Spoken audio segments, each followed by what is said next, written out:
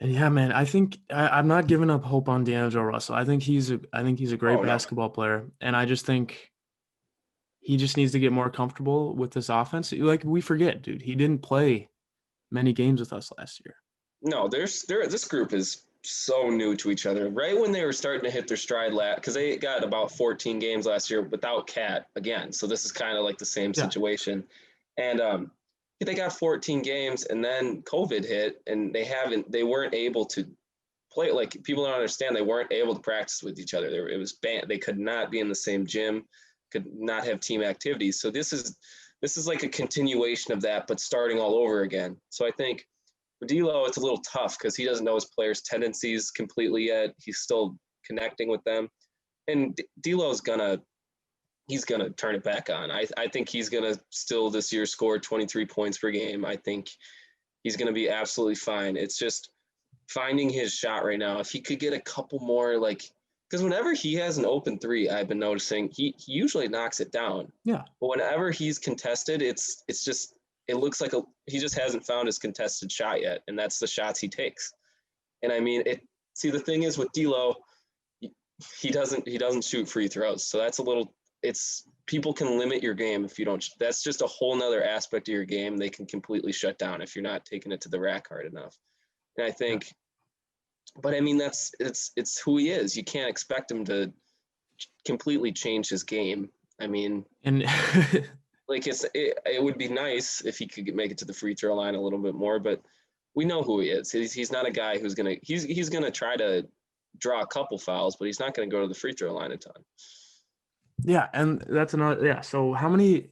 I think I saw something where he shot like 6 free throws this season so far, or something crazy like that. I don't know. I don't know And what he it has is. not shot well when he goes to the free throw line. It was a huge issue with him. I saw last game he shot 2 free throws and he missed them both. Against the Jazz, he missed 2 big free throws in crunch time. I don't know. I think that's just like I said. I think it's just him not finding his groove yet. Like it What happens. do you think that? So when he was in Brooklyn and stuff, did he not get to the free throw line much, or was that? No, So it's just it's not his kind of game. just been a thing his whole career. He just doesn't. He's like Kawhi, but Kawhi has that inside game. Kawhi loves the mid range shot, and that's what D'Lo loves too. And there's nothing wrong with that. I mean, a lot of people like to shy away from the mid-range shot because they're like layups or threes. Like a lot of teams don't even want you to take a mid-range shot because it's either layups or threes. And I think we're going in that direction, but now that we have D'Lo, it's going backwards, and I don't see anything wrong with that. I think a lot of great players have great mid-range shots. It's a lost art in the game, and I mean, the debated greatest player of all time is the best mid range shooter of all time. I mean, right, Michael Jordan lived in the mid range. exactly. There's nothing wrong with the mid-range jump shot. And with D'Angelo Russell, I think it's all gonna start coming together. And it's a confidence thing. It really is a confidence thing. If he starts knocking these free throws down, then he's gonna want to get to the line a little bit more. He might drive a little bit harder. But if he's missing these free throws, I feel like he's gonna be a little more timid on getting to the line. He's not gonna be wanting to shoot as many free throws. And once Yeah, and everything starts falling, I saw him and Anthony Edwards right after the Wizards game. They went out and had a shooting practice for a while, just those two. And I think that's like you like to see that as a fan because it shows they know what they need to work on. And I think I don't know. I really like seeing them out after the game putting some shots up because it shows they care and they want to get better. yeah. And I think I don't I don't know. I think this Nuggets game that we just played last night, obviously it was still there was a lot of things that went wrong, but the first 3 quarters we were in that game. Like we were winning going into the fourth quarter. And there's a lot of good things that a lot of players did. Like I thought Naz Reid was perfect on the inside. He played first of all, I don't know why he didn't start over Ed Davis. I didn't get Jokic was gonna abuse whatever center we put on him. So why would it not just be Nas for scoring purposes? But Right. I think Nas did great on the inside. He's been really good in Cat's absence. Actually, I also think Malik Beasley did his thing again. He put up I think it was 20 something points 25 last maybe? night. Again, 25. Yeah, and I thought Jarrett Culver had a great game too, 20 points. And he also just played good defense. the issue that lied within this game was we did not have a fourth quarter closer. Like Stepped up. no one stepped up. Like Malik was still hitting his shots, but if the Nuggets had that, and Jamal Murray dropped 36, he closed us out in the fourth quarter. Right. He took control and he made shots. And we're not going to say that it just D'Lo's not a great defender, and they took advantage of that. And that's props to the Nuggets. They have two really good stars. They made the Western Conference Finals for a reason last year.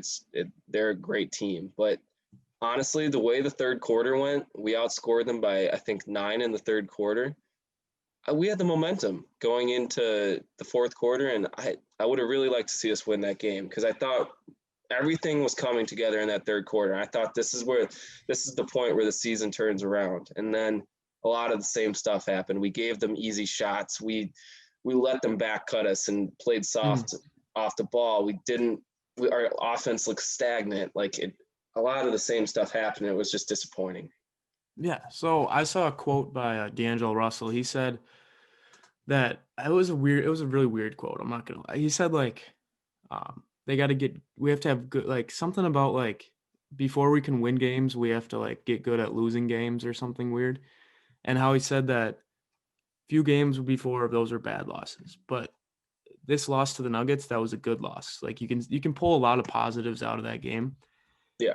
And it's not you're crazy to think that we can go from a 30-point loss to the Wizards to beating the Nuggets. It's gonna take a few good losses before we can get back in the winning column. And I think against the Nuggets, I agree with D'Angelo Russell. That was a good loss. We showed a lot of positives that game, and it's starting to trend in the right direction. I think we're gonna be okay. I think so. It's only 4 games. I agree, and I think it was really good to see. I think it was the start of the third quarter. D'Lo took over. He scored the first 8 points, I believe, and he looked like he was back in form. He looked like, yeah, this is finally where he turns it on. And then in the fourth quarter, it was a lot of the same bad shot selection. But I don't know. I think he'll get it down eventually. It's just once he gets hot, I think that's when the team really takes the next step forward. Because until then, it's going to be hard for Malik and Jarrett Culver to propel this team by themselves. I think we need D'Lo to be the best player on the team. Isn't it